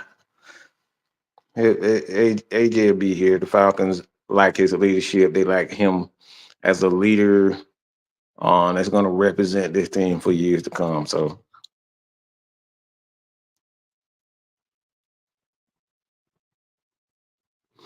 so now the defense let him down. That's cute.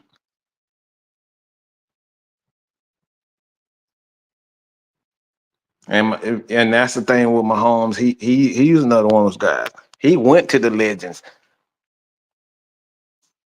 He wanted it. It's about the actions. And that's his thing. If Michael Penix wants it, Michael Penix has already been to quarterback camps with other guys. He went to the Mike Vick camp. He went to a lot of camps. That's how you know when guys want it, when they seek the help of other legends. And they don't just sit around and say, "Yep, I got all the ability. I'm going to be it."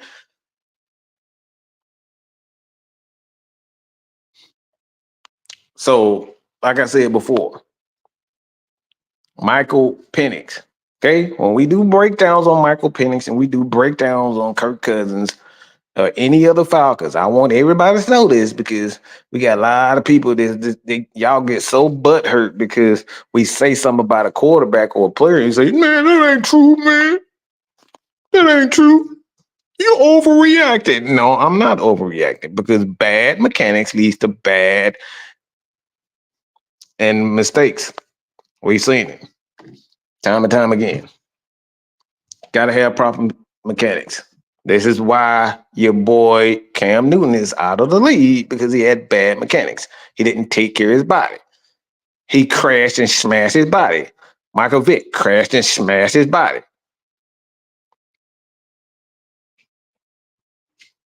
Gotta learn how to protect your body as a quarterback.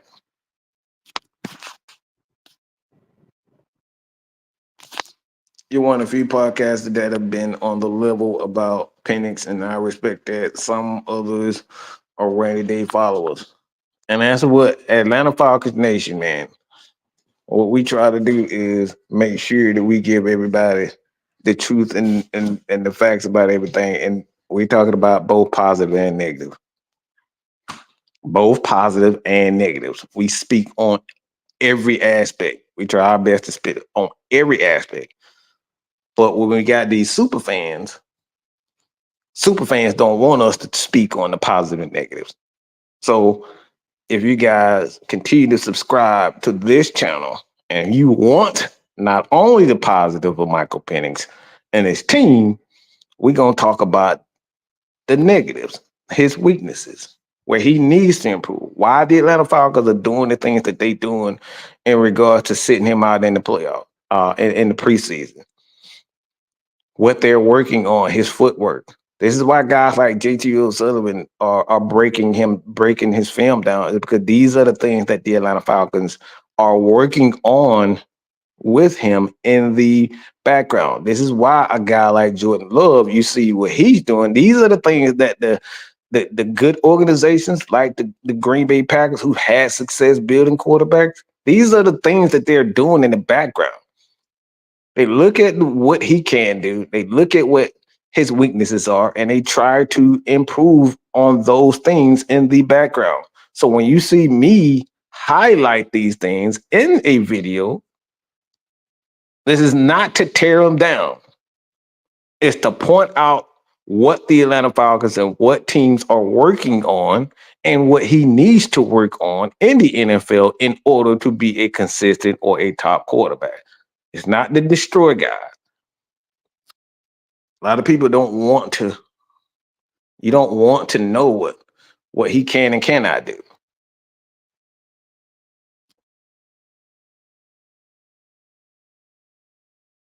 And Jalen Hurts, yes, I remember that.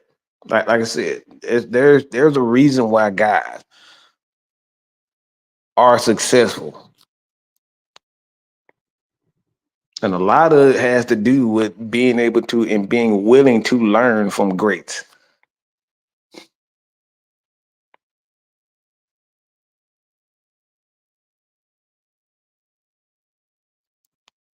Y'all act like it's a fuck.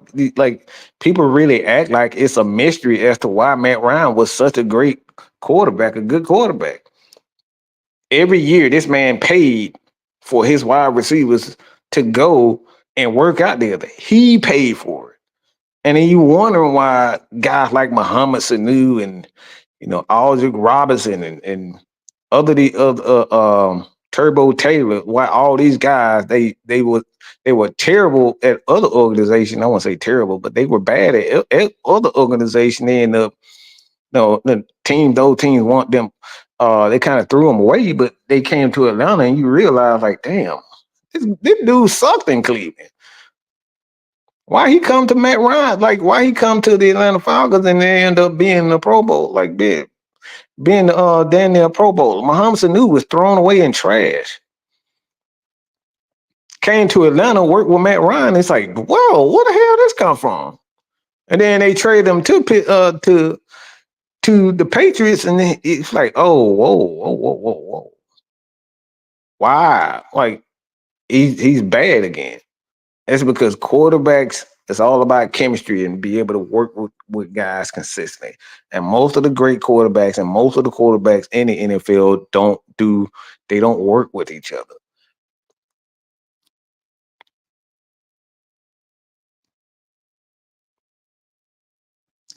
I'll get my take on Jalen Mason later. But me and K Styles actually gonna do some takes too. But I'll be sure to put that I'll put that on the radar. So,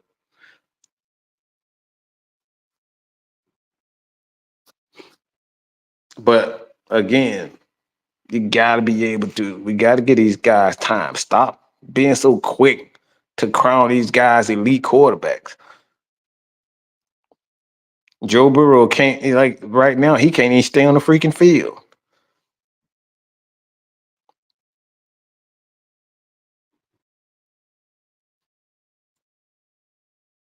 He can't even stay on the freaking field right now.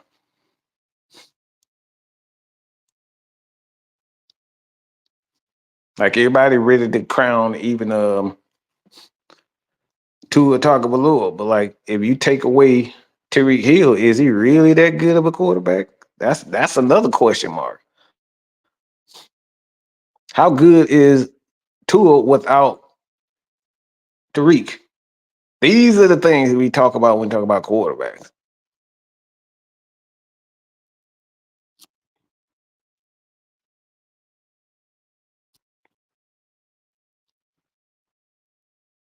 Stop crowning guys great. Got to give organizations and a team itself the credit because for years the Atlanta Falcons offense have always had great offensive guys, offensive teams. But good googly moogly did we have some bad defenses. For great God, did we have some bad coaching decisions. I think we just fired a guy because he was so bad with his coaching decisions. And then we wondering why we lose because we got bad coaching. We got bad defenses. We got bad decisions being made by our general managers.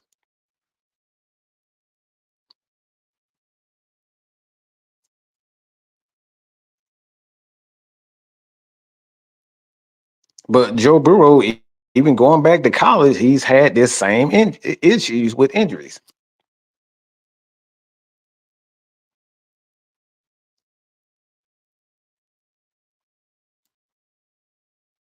So again, this is why we gotta get these guys at the very least 4 years of consistency before we sit up here and try to crown him elite. We want to just throw guys into the top 3 because he had a good year. So what? Now Cincinnati trying to figure out how they gonna be able to play all the wide receivers and all they players.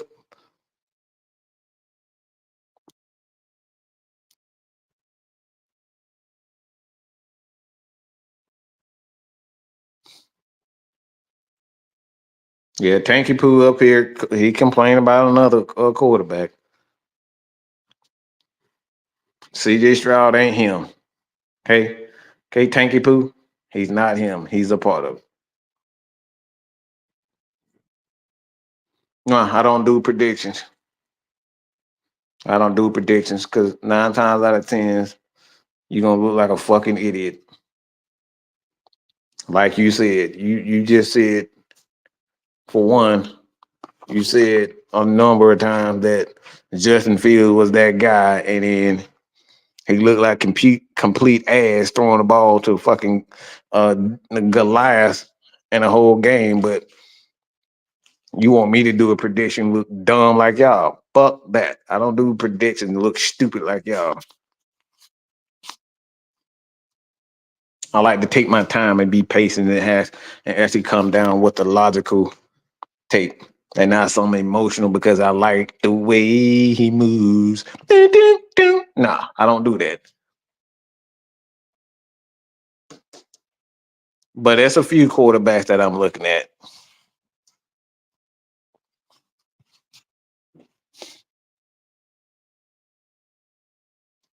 Yeah. Even Murder had a better game. He had a better game than CJ Stroud in that game. But you see what happened after that fact. See how confidence in coaching and having a well-rounded team can either kill or make or destroy a player.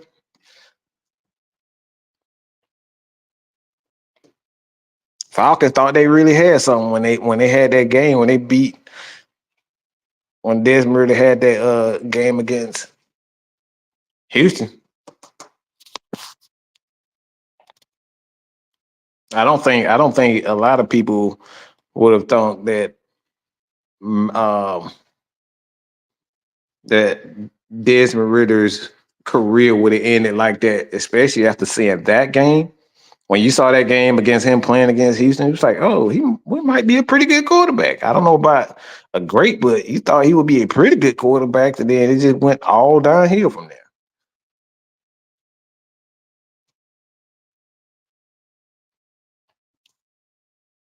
Man, Justin Field been in the league what 4 or 5 years, and he's yet to pull up anything over 2,800 yards. But I'm supposed to take Tank for his word. Yeah, okay.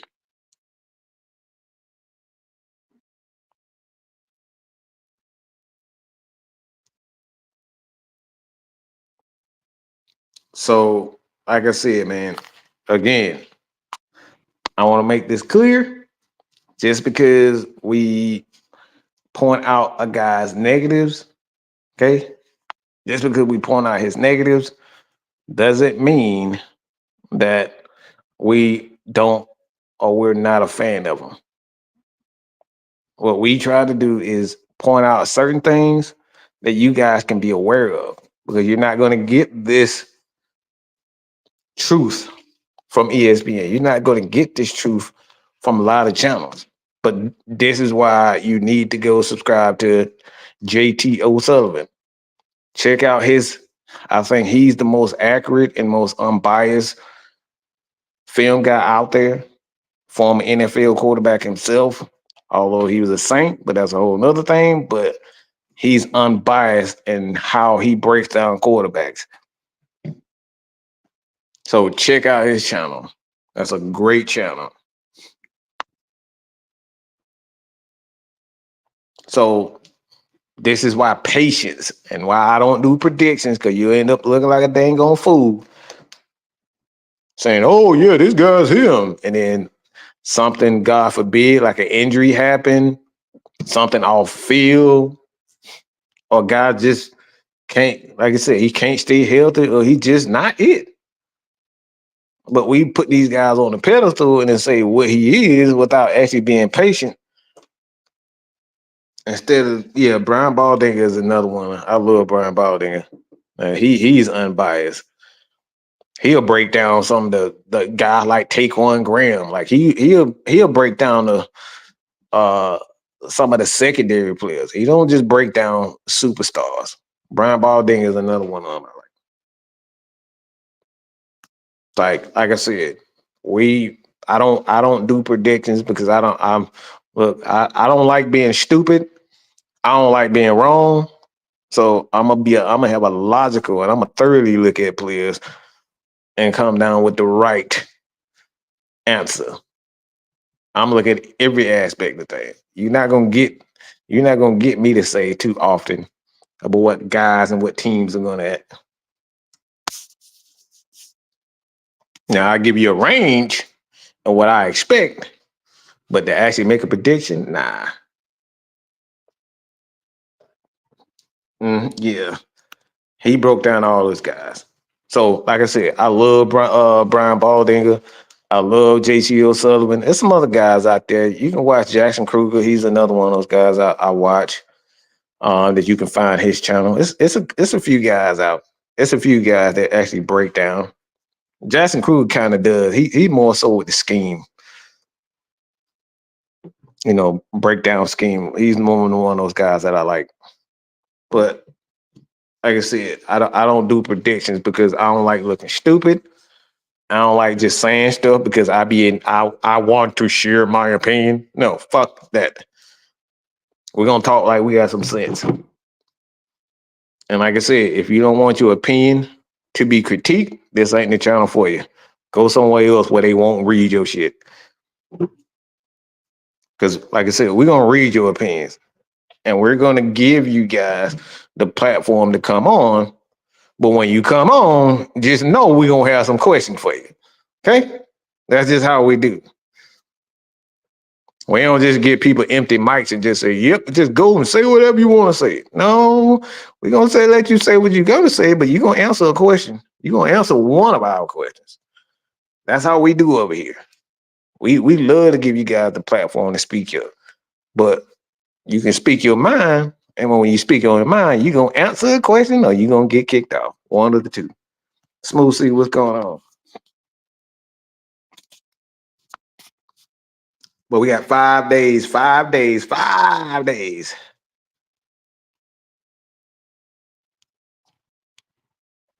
It's closing in, y'all.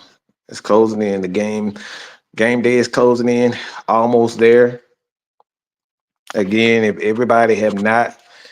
if you don't know, every super chat that goes not only to Atlanta Falcon Nation, but Mad Mike Sports, it goes into the AFN Educator Fund, where we give back to not only the students, but the teachers who come out of pocket. Again, these teachers come out of pocket. A lot of these kids don't even have breakfast at the end of the day, so they go to school hungry. Like Dunn literally has to come out of his pocket to feed some of his students because they don't have snacks. So if a kid is hungry and shit, and we're not able to, give them something, how can we expect them to succeed in life on an empty fucking stomach? So that's what AFN is all about. Everything that you guys donate goes into that fund. Okay, the AFN Educator Fund, and that's just the beginning of what we try to do around here. Okay, we got a lot of stuff coming up soon, as well as we have the I don't know why I just went blank, but tailgating. That's what it is. Tailgating. We got a tailgate coming. We're helping in tailgate, so if you guys want to join the tailgating with not only with a few of the AFN crew members, Big Ant's gonna be there, Maggie T. We're gonna try to make as many as we can because myself, Six Man K Styles, Coach, we do the live shows here, so we're not gonna be at every tailgating. But if you want to attend the tailgate with some of the AFN crew, hit up Miss Maggie. We'll get the information for you. I think D. Sloan, he's gone, he and his wife. So we're gonna have a few AFN people there. We got a lot of stuff going on. So, but like I said, man, this is what we into. So with that being said, about it for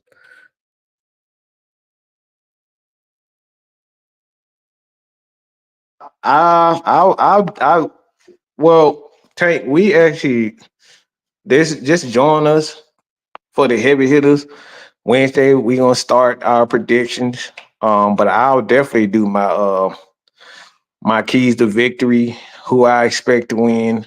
But I do that every year. So if y'all didn't know that, now you know, right? But you have to watch the heavy hitters tomorrow, 9 p.m. We got Jeff. We got Jeff from the Steel Curtain Network. You can find him on YouTube, Steel Curtain Network. Check that out. For all you people that just want some more Pittsburgh Steelers or just want to kind of get a different perspective for all of our opponents coming up. Jeff and the crew at the Steel Curtain Network, you can find him. If you don't follow me on Instagram, that's where we're going to post a lot of the links to other content creators that we have on the show. So follow Mad Mike Sports or the Heavy Hitters Live, not only on YouTube but on on Twitter. So with that being said, man, like I said, we got a lot of stuff. We got a lot of stuff going. A lot of stuff going on. We're gonna have a lot of representatives at every event. All right, we're gonna always have an Atlanta Falcons representative at every event. So appreciate everybody. Went way longer than I expected. Y'all know how I am when I get to these live shows. Man, Mike, you love to spend time with the people. But I don't give a fuck what you think it is. You think it is insulting people because they maybe, well, you fucking wrong. Fuck you and your feelings. Okay? Fuck you and your feelings. If you can't understand that sports is all about debating and having a difference of opinion, take your sensitive ass on somewhere. Okay? Mad Mike Sports is literally called Mad Mike Sports, Atlanta Falcons Nation. Tank and I do this shit all the time. Tank know what's up when he coming in, and he's still here. He's still here talking his shit. So if you gonna get in your fucking feelings because somebody didn't like or somebody called you stupid, this ain't the fucking channel for you. So fuck you and your feelings. With that being said, I love all y'all, but this ain't no fucking soft ass show. If you don't understand that this is a debate and this is how we talk and this is how you talk to your homeboys, this ain't the fucking channel for you. I'm not here to kiss no ass. And y'all ain't here to kiss my ass either. So have a great day. I love you for supporting me.